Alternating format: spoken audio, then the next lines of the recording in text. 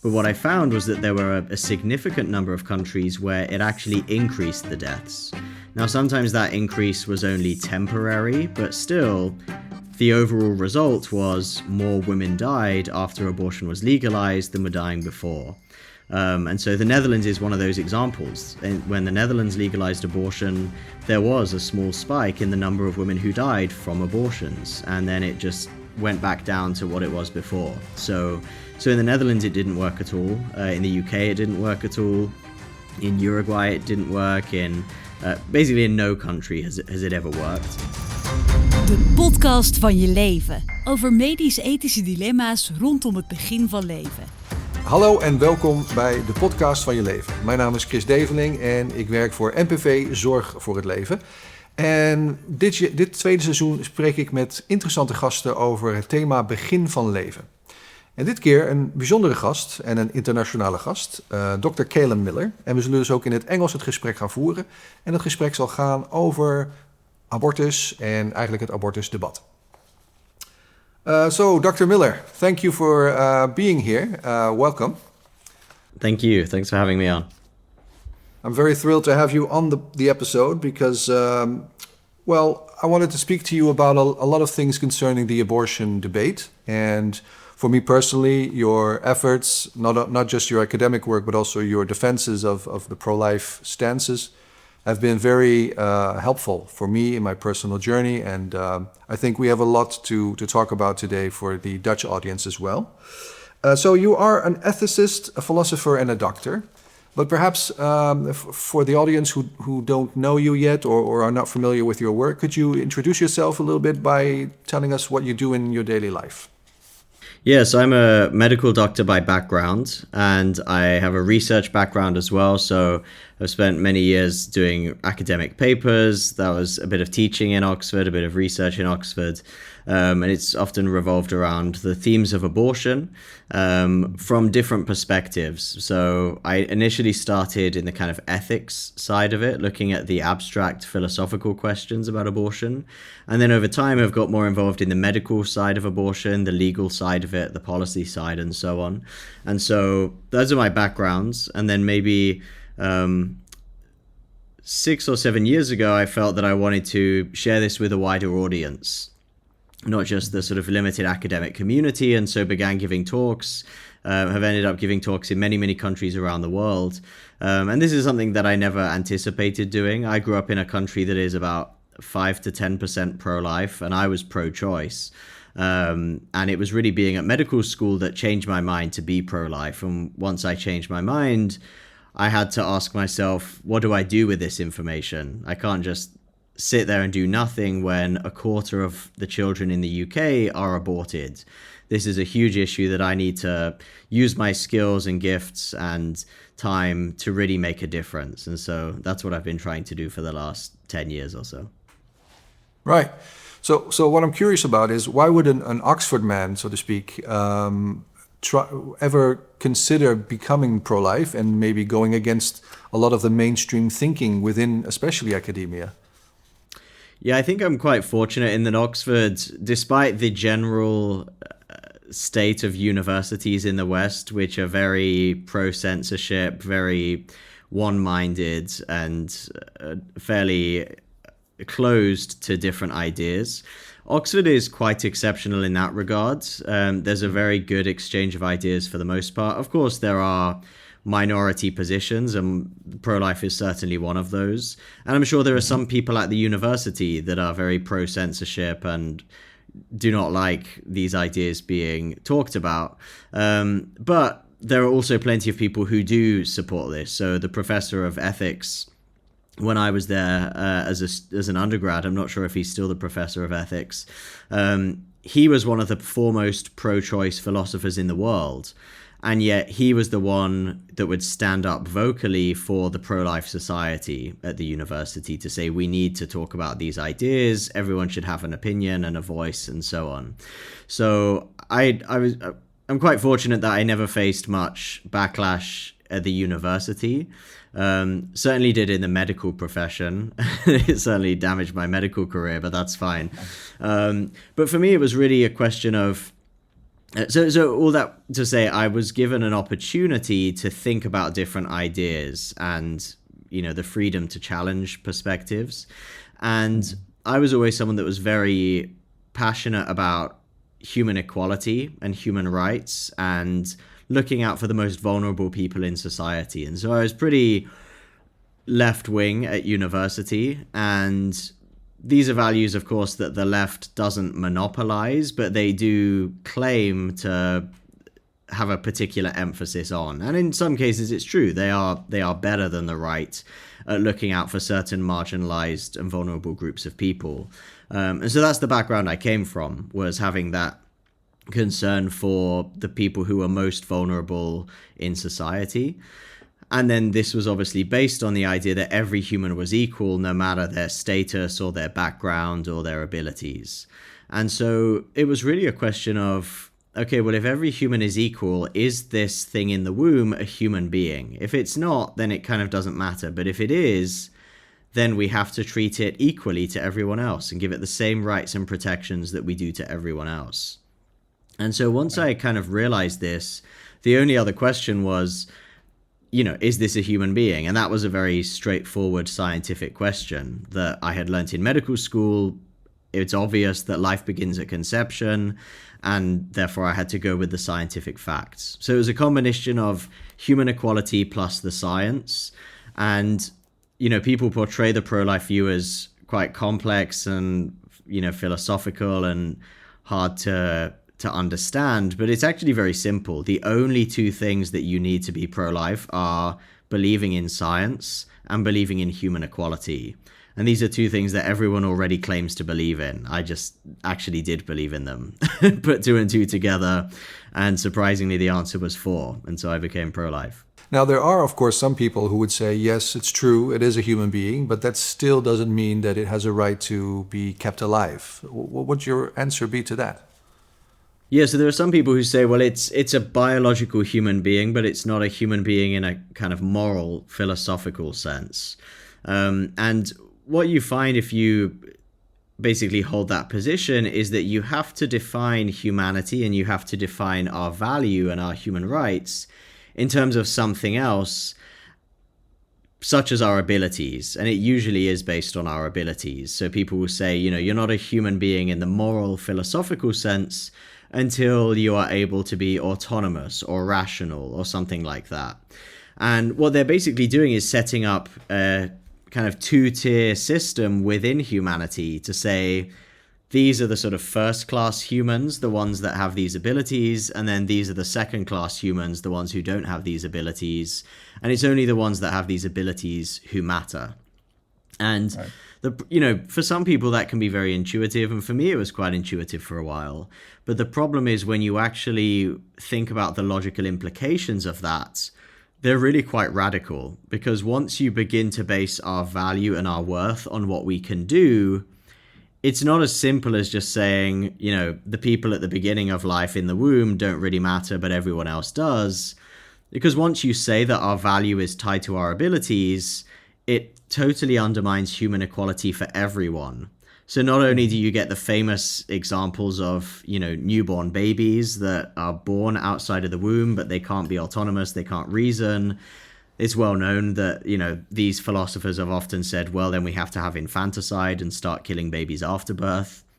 But it goes much further. You get people with dementia, you get people with certain psychotic conditions.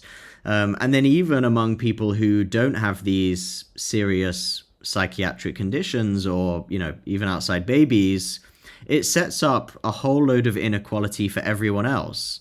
Even the people watching this video will have completely different abilities and talents and skills. Some will be more intelligent, some will be less intelligent. That's totally fine because you and I believe in human equality. Everyone is equal, everyone has the same worth, no matter their abilities. But once you say that our worth is based on our abilities, why shouldn't we say that the more intelligent people watching this video are more valuable than the less intelligent people watching it? So it totally destroys the idea of human equality to begin with. Right. I think that's a great answer indeed, yeah. So I would also like to talk to you about simply the label pro-life. I think we both feel a pretty strong connection to that label because of what we do.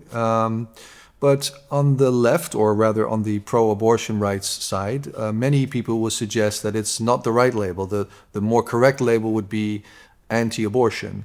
What are your feelings about that distinction, and why do you, because I'm sure you believe it's pretty important to keep presenting ourselves as pro-life? Yeah, I think both are fine. If someone says that I'm anti-abortion, that's fine, because what's the alternative? Being pro-abortion? I mean, they don't like being called pro-abortion. They like being called pro-choice. So I think and the reason for that is everyone knows that abortion is a bad thing. And so, I'm not scared about being called anti-abortion. But I think it's helpful to use the term pro-life because it signifies that this is not just an isolated issue that exists on its own for kind of arbitrarily, and it's not as if we oppose it sort of out of nowhere. The reason that abortions happen is because there is a wider cultural disrespect for the human dignity, for the value of human life and for the person. And the reason we oppose it is because we believe in human dignity, we believe in human rights, in human equality, we believe in abundant life for everyone. And so, people try to paint this as you only want to stop abortion, you don't care about the rest of humanity because you want to control women or something like that, which is really just a dishonest understanding of why pro-lifers are pro-life. And so I think calling it pro-life is a helpful way because it helps people to understand the foundations of why we are anti-abortion. It's not just that we oppose it randomly or because we want to control women. It's because we believe in the value of life, and we will defend innocent, vulnerable life, whether it's life in the womb, whether it's life in a war zone, whether it's life in the case of euthanasia or anything else. So pro-life helps people to understand that better and understand where we're coming from. And it's because we're pro-life that we're anti-abortion, in the same way that it's because we're pro-human dignity and pro-freedom that we're against trafficking. So yes, I say I'm anti-trafficking. I'm not ashamed of being anti-trafficking. I think that's a good thing to be, but it's because I believe in human dignity and freedom and human value and human rights that I'm against trafficking. And so the same is true with pro-life. I'm anti-abortion because I'm pro-life. Right. What I also tell people, and I've actually heard you speak about this for the first time once, was that in the past, certain socialist or communist regimes have been legitimately anti-abortion, if you will, because they were simply trying to make their populations grow. So they had demographic motivations, and they had nothing, no value for human life as a motivation for that. Could you elaborate on that a little bit? Yeah, exactly. It's I would say it's a great point, but as you pointed out, it's something I said, so it feels a bit arrogant to say it's a good point. But I think it's right that there are many people who are anti-abortion for different reasons. And the label pro-life helps us to distinguish us from those people. So as you say, in Romania, Nicolae Ceausescu was very anti-abortion. He restricted it significantly, although he didn't ban it, as many people claim. But it was not because he believed in the value of human life. It's because he needed population. There were not enough children being born. And his policy explicitly said the fetus is the property of the state. So this is the opposite of a pro-life perspective. It's not grounded in the fetus being a human being that has value and dignity. It's the fetus is property, but because it's the state's property, we have a right to protect it and, look after it as an instrumental value to the state. And so, again, it's kind of, I think the way we use labels is to point to a position that someone holds and why they hold it.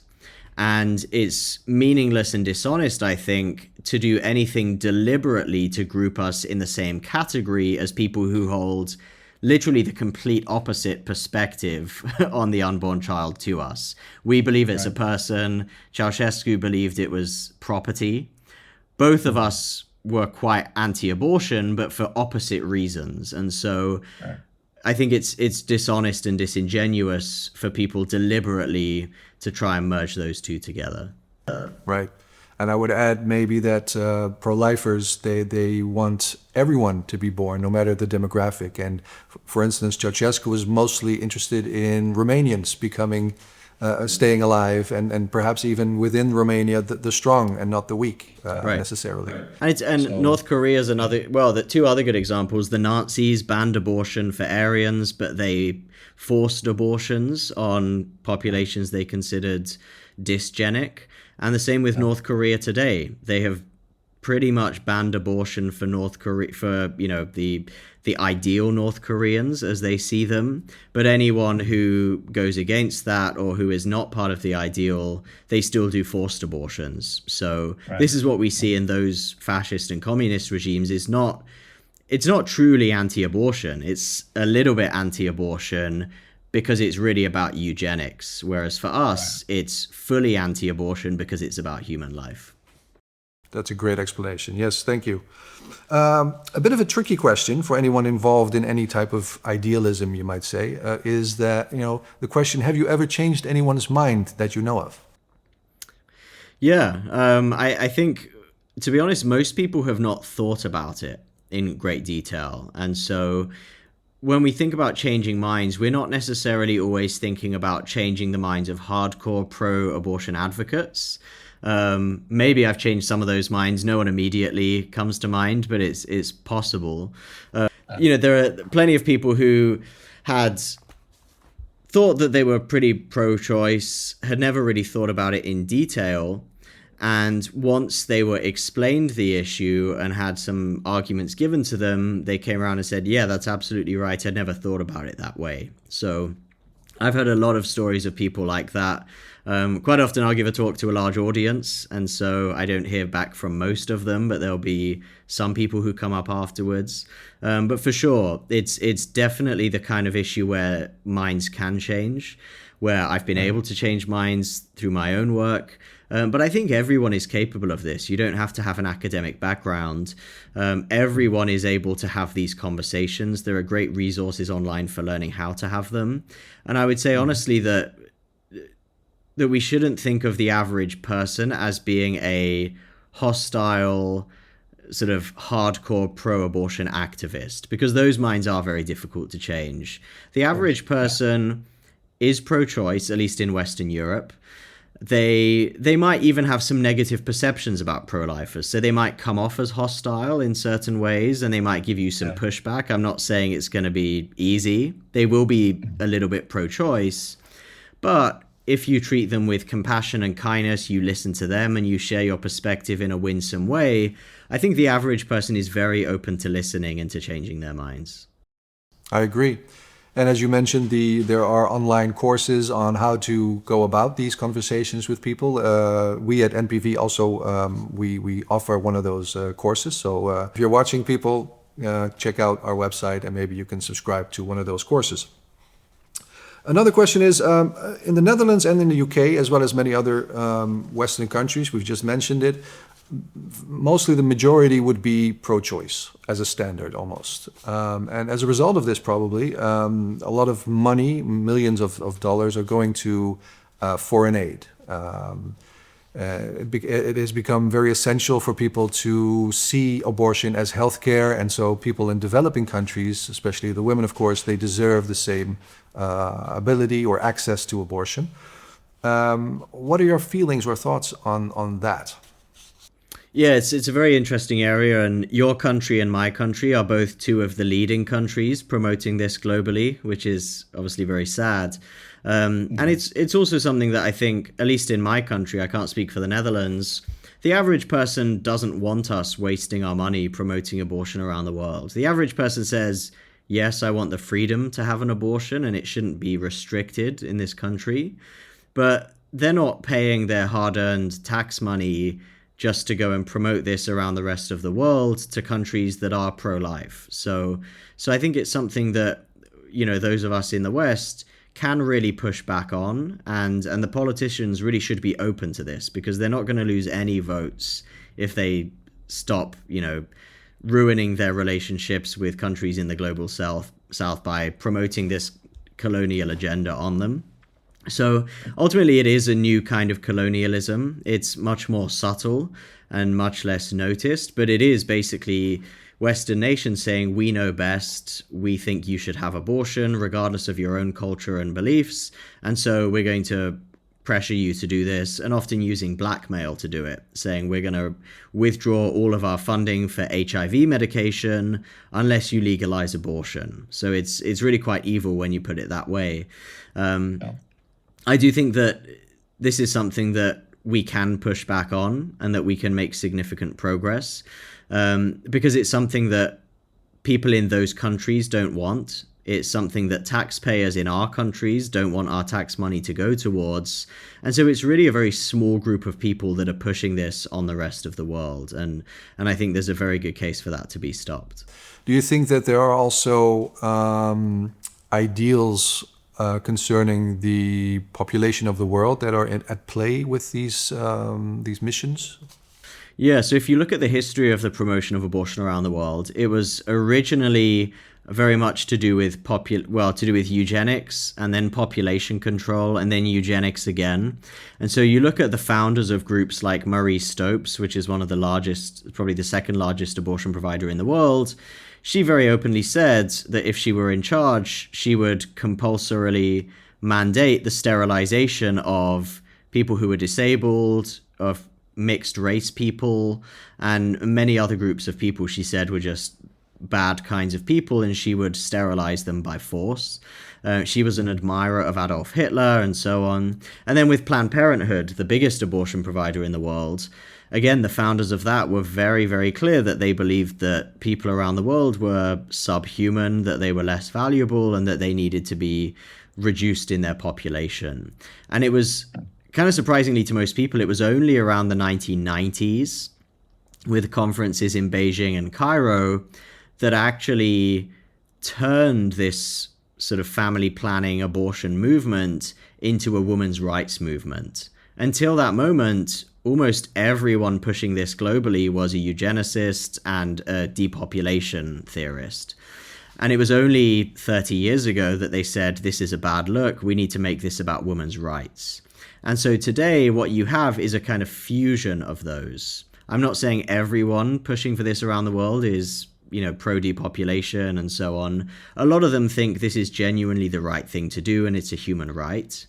But I would say that this agenda is very easily hijacked by those who believe in depopulation and eugenics, and it is still being hijacked in actual fact by those people with those agendas. So again, you can see this just by where they set up abortion clinics in the US, where they're setting up abortion clinics all over the world, and even the explicit policy. We have sort of business cases, like a business proposal from the Foreign Office in the UK from the last few years. These are not historical documents. From the last few years, we have business case documents from the UK Foreign Office explicitly saying that our goal in Nigeria and in other African countries is to reduce the fertility rate. It's an explicit goal pursued for its own sake, even now. And they're not even, they hide it more than they used to, but they don't fully hide it. So it's certainly not a conspiracy theory to say that this is part of the agenda. Yeah, that sounds absolutely terrible. And it racism comes to mind as a motivation, and it's, given the demographics of where they are pushing this. So, I agree. It's very important for politicians to start waking up on concerning this. Yeah. Now, the UK and the Netherlands are the only two countries in Europe who have an abortion limit up to 24 weeks gestation. Could you tell us something about the moral grounds that are given? Because I often talk to people about this, and they really can't give me anything that is a moral legitimizing factor for this limit. Yeah, great question. Historically, I don't know the history of the Dutch law as well, but I know that in the UK, it was originally 28 weeks because that was roughly when they thought viability was. And they actually changed it in 1990 to 24 weeks because viability was improving. We could keep babies alive earlier in pregnancy. And the hope was that we would just continue doing that so that we could say, hey, you don't have to be pregnant if you don't want. This isn't about bodily autonomy anymore. You can just deliver the baby and we can keep the baby alive outside and everyone wins. You keep your bodily autonomy, we keep the baby's life, and everyone wins. And sadly, despite the improvements in premature care of very premature children, we haven't followed that trend. So we can now keep babies alive quite often at 22 weeks, and yet the law in the UK has stayed at 24 weeks. I understand in the Netherlands that you followed, at least in the medical practice, even if not in the law, you followed this a bit better in that it sounded from when I last researched it like doctors were hesitant to do abortions after 22 weeks because they recognized that viability had occurred then. Don't take that for gospel because it's been a while since I looked at it, but that was the hope. But sadly, that hasn't really happened in the UK, and certainly the law hasn't changed in the Netherlands anytime recently that I'm aware of. And so, over the next 20 years, probably it will go down significantly from 22 weeks. We already know of a baby that has been born at 21 weeks. And so, in terms of the scientific basis for this, there's no basis anymore for 24 weeks. Nothing changes at 24 weeks. Viability is now 21 to 22 weeks. But that was the historical reason for it.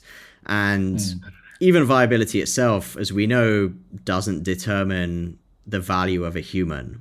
There are some humans who are 30 or 40 years old who can survive by themselves. There are other humans that are 30 or 40 years old that need very invasive medical care to be sustained, and they need to be in hospital all the time.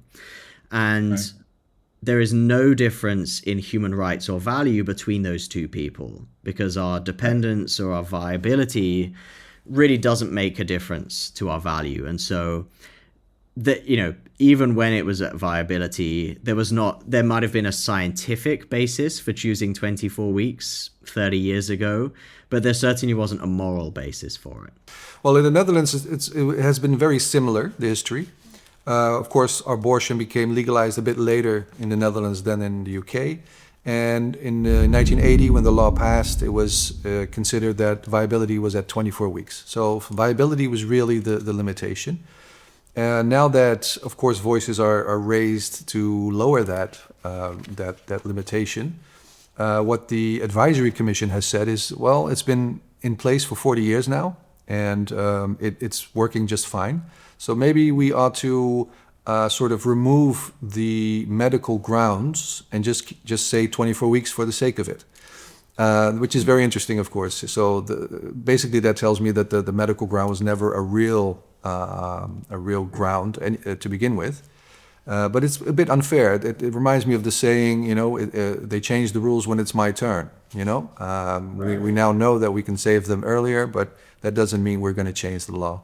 Unfortunately, also in the Netherlands, when we talk about the wanted children that are prematurely born, we have sort of a prenatal care limitation, or rather a start. So in the Netherlands, what the field usually does is at exactly 24 weeks, that's when they'll actively start to care for or try to save a child which is born prematurely.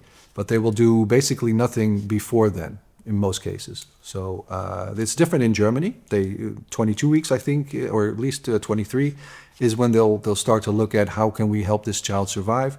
But in the Netherlands, it's 24 weeks. And one of the reasons for that is because if you lower it, it will cause problems with the abortion law. It will cause an inconsistency. So to me, that was mind-boggling, to be honest, that's one of the major reasons for keeping it at 24 weeks, also in prenatal care. Yeah. Yeah, well, I would say on that although there is that tension that the reduction to 22 weeks in terms of keeping babies alive and, perinatal resuscitation is something that points people towards the abortion law and makes them question it. In the UK, we've been a bit more fortunate in that the Perinatal Medicine Society does recommend resuscitation from 22 weeks now. So they have said, I mean, they didn't comment on the abortion law, but they said we can keep babies alive at 22 weeks. That should be the norm. And so that would be an example, I think, for the Netherlands to draw from and say, look, the UK has decided to do this from 22 weeks, even though they have a similar abortion limit. Why can't the Netherlands do that as well? Yeah. Well, we have couples with these problems who are fearing a premature birth, who have to go to Germany because they know that their child will at least get to the necessary care there. I think it's very difficult for parents as well to see that if the child is born before the 24 limit mark, then if doctors are not doing anything, what does that do for your closure? Something I want to spend some time on as well is the issue of maternal mortality. I know you've studied on this issue. You've done international research on this. It's a bit of a difficult topic, and there's a lot of misinformation going around when it comes to especially maternal mortality due to abortion. Can you tell us a bit about what's at stake here? Yeah, there are a number of issues that are connected here.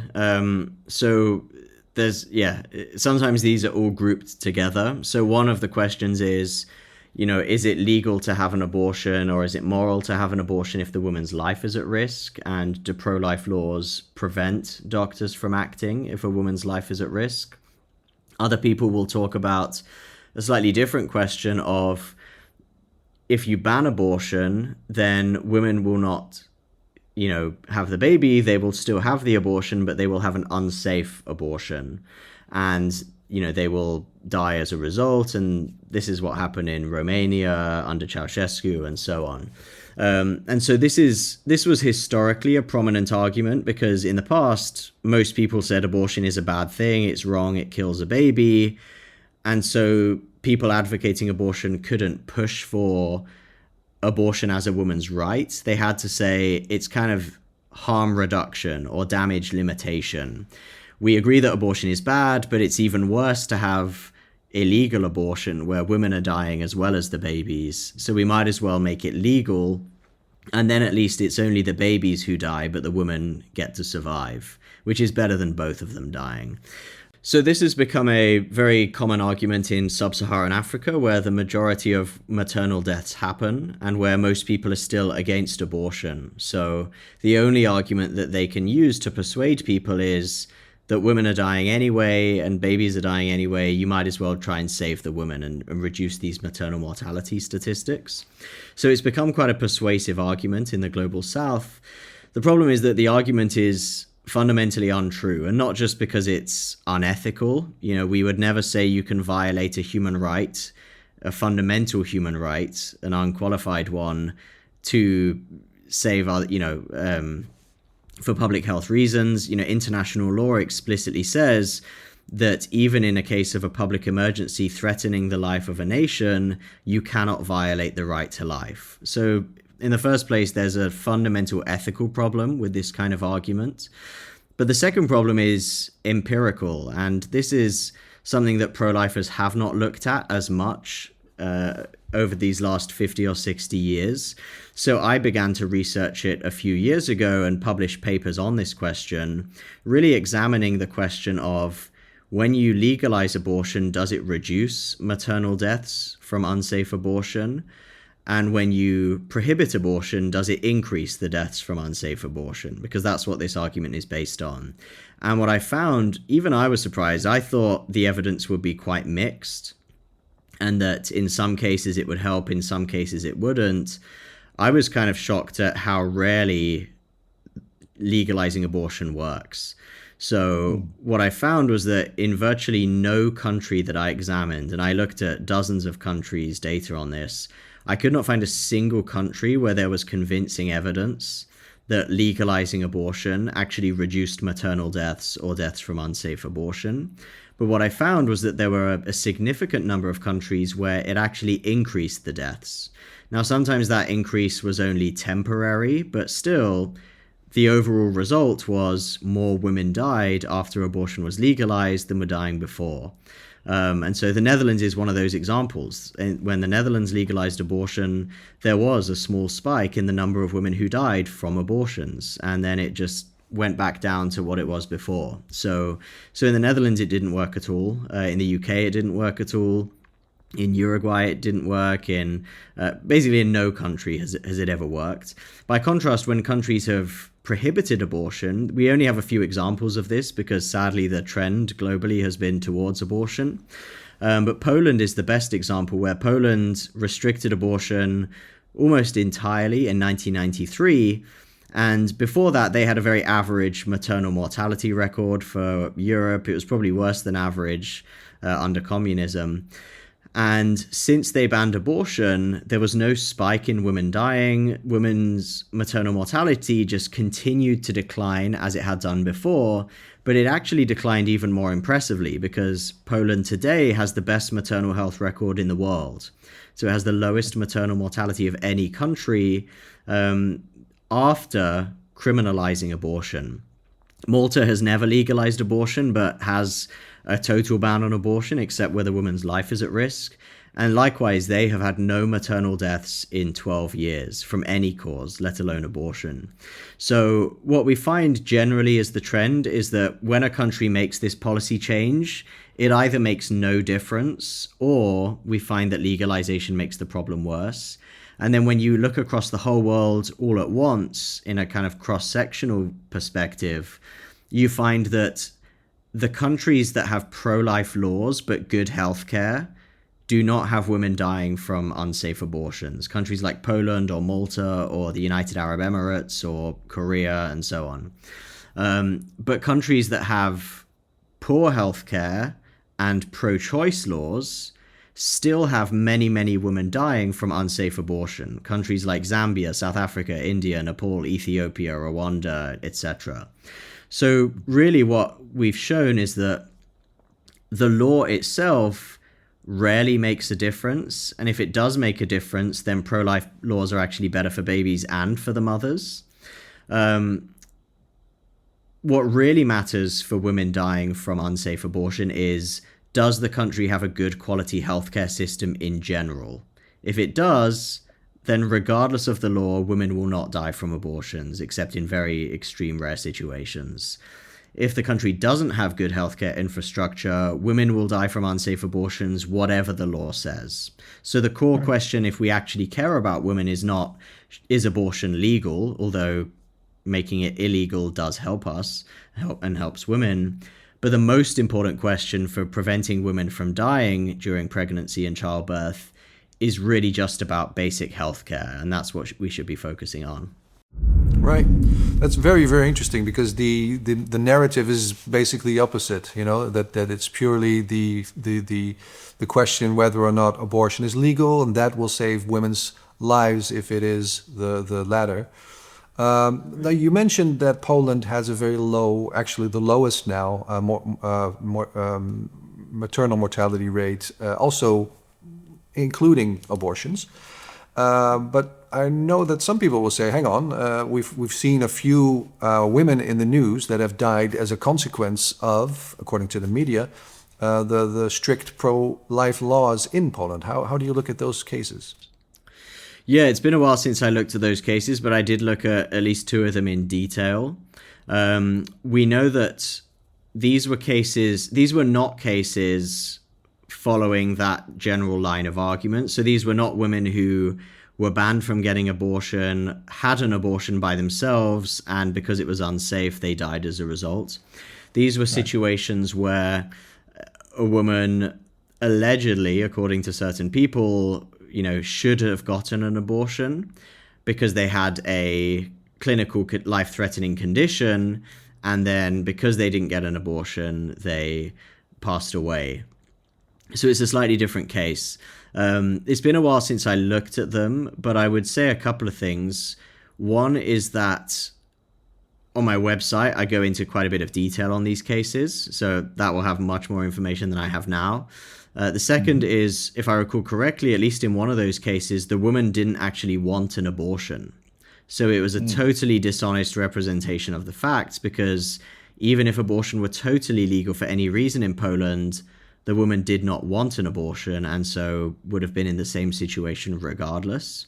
And that's true in other cases, incidentally. There are other cases around the world where the woman doesn't want an abortion, she dies, and then people blame this death on the law. So it's a common tactic that we've seen in other places.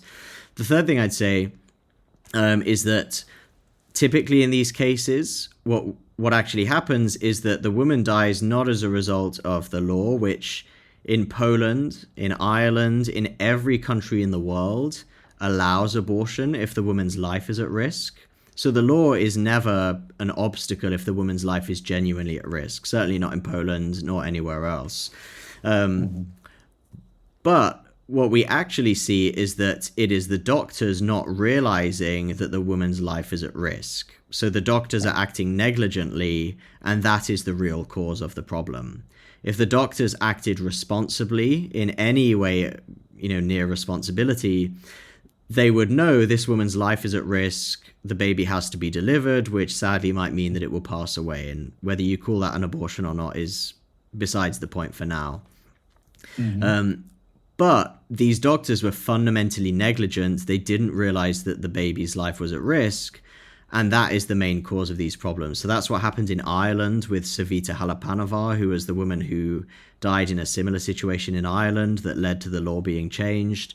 It was the doctors who were clearly at fault. And in Poland, this has actually been vindicated in the last couple of weeks. I saw an article that the medical team at one of these hospitals for one of these cases has actually been, I don't know if they've been charged or prosecuted, I think it was that they were found guilty or at least liable because of their gross medical negligence and failings. So this has actually been supported by the courts in Poland just in the last couple of weeks. Some would say that maybe it's it's also negligence, but it's maybe also their fear of being persecuted because they're not sure if they can prove later on that this was a necessary abortion. Could that also play a role?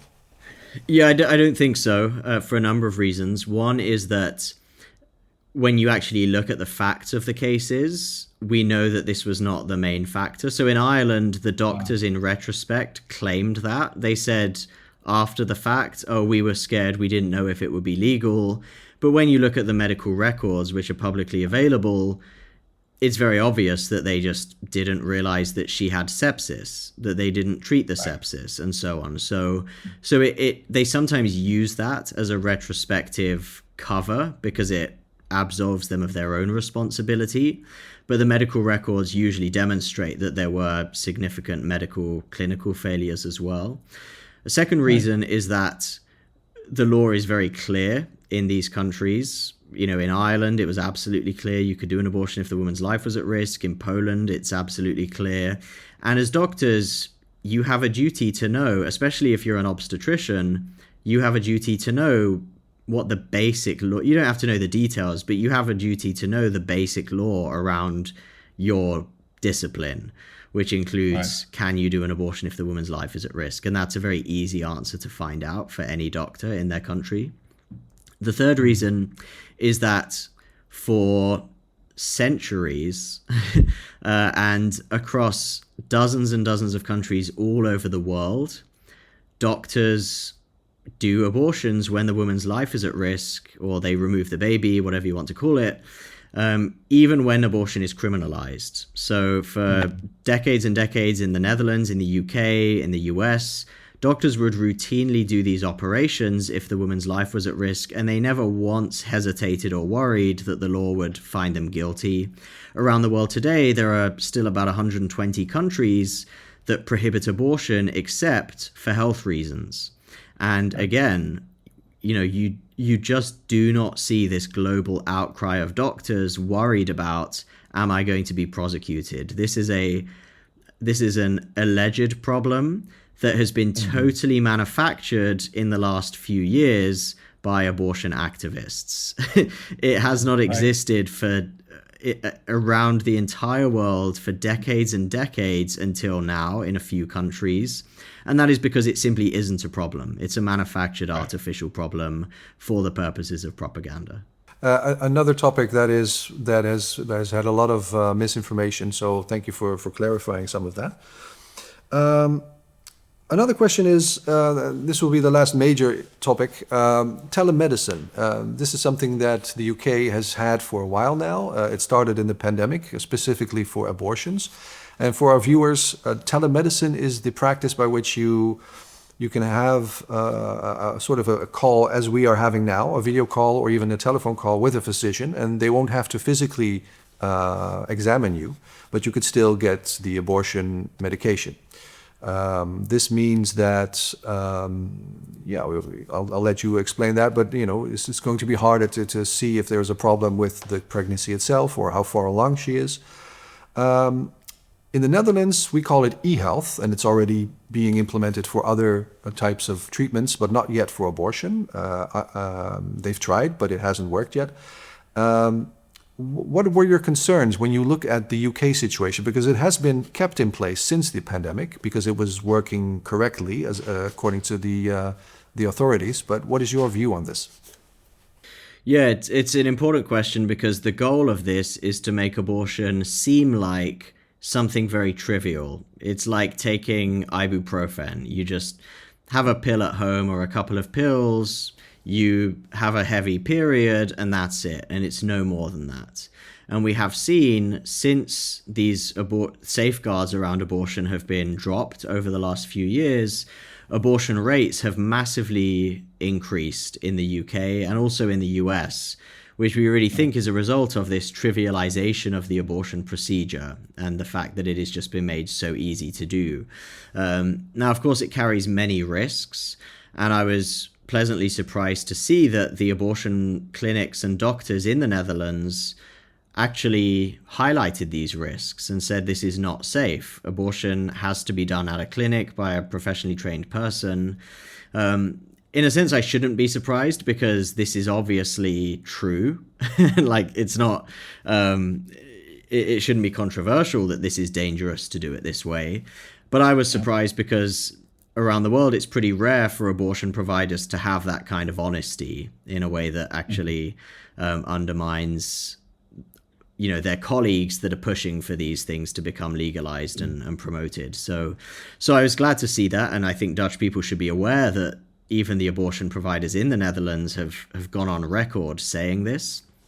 In the UK, as you say, it was brought in hastily during COVID in a very suspicious fashion. So initially the government said they weren't going to bring it in, and then they did a U-turn, and they did multiple U-turns, brought it in. Then they said that they actually concluded from their own investigation, and this is a pro-choice government, their own investigation concluded that it was not safe. And so they actually declared, we are going to end this policy because the pandemic is,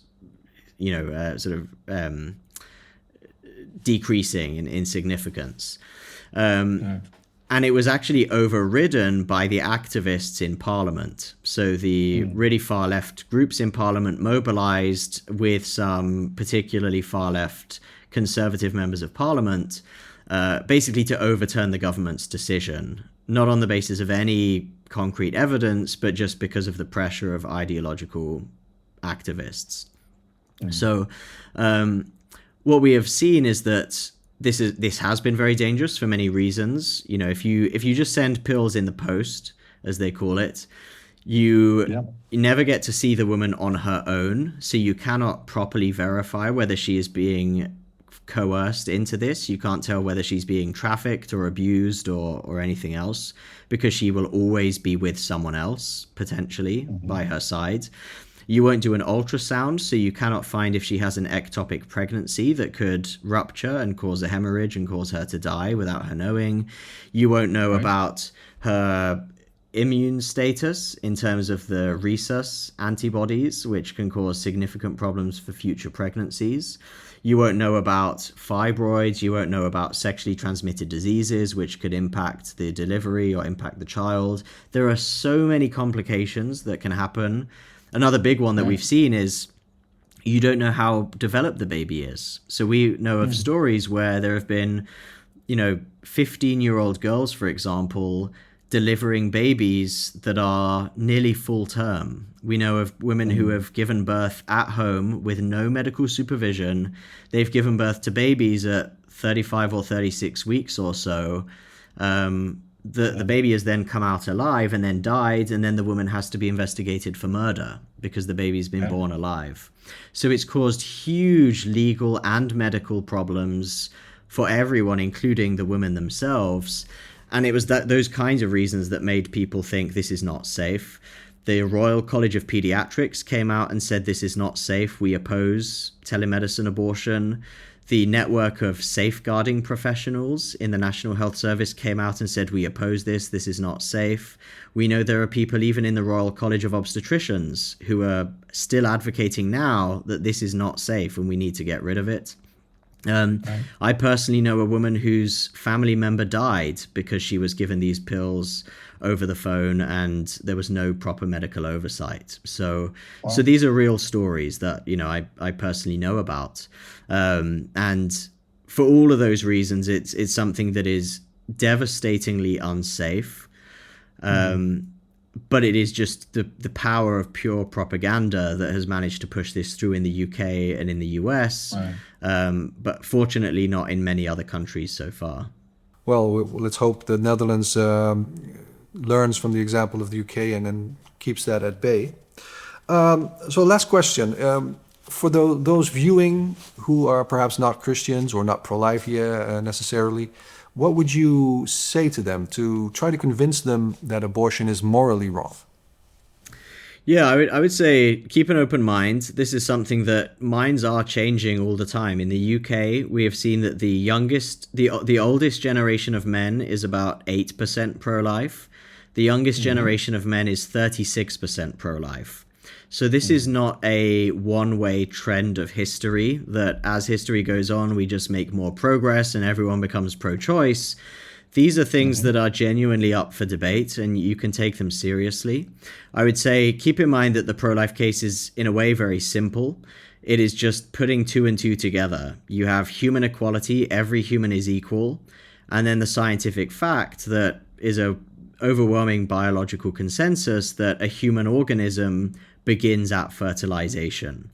And once you put those together, there really is no other conclusion except the pro-life conclusion. And, that can be defended in a much more length. You can look at my website if you want to go into the details of that. But that's the basic case.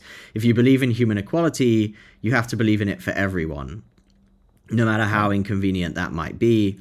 And then I would say just continue these conversations about it.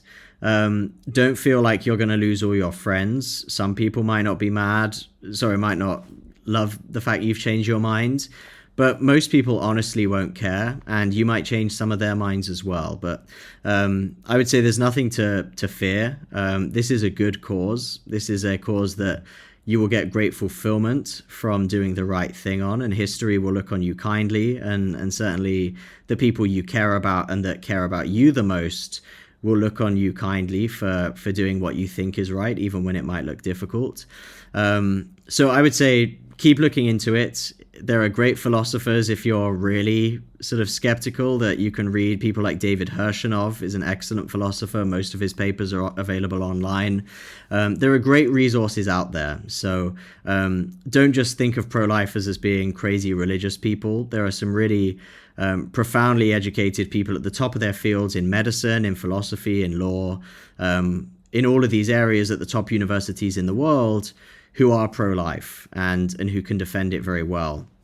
So don't feel like you're going back to some kind of uneducated religious past. This is something that is genuine progress. This is genuinely backed by science. This is genuinely backed by our beliefs about human equality. So I'd encourage you to look further into it and be open to those arguments.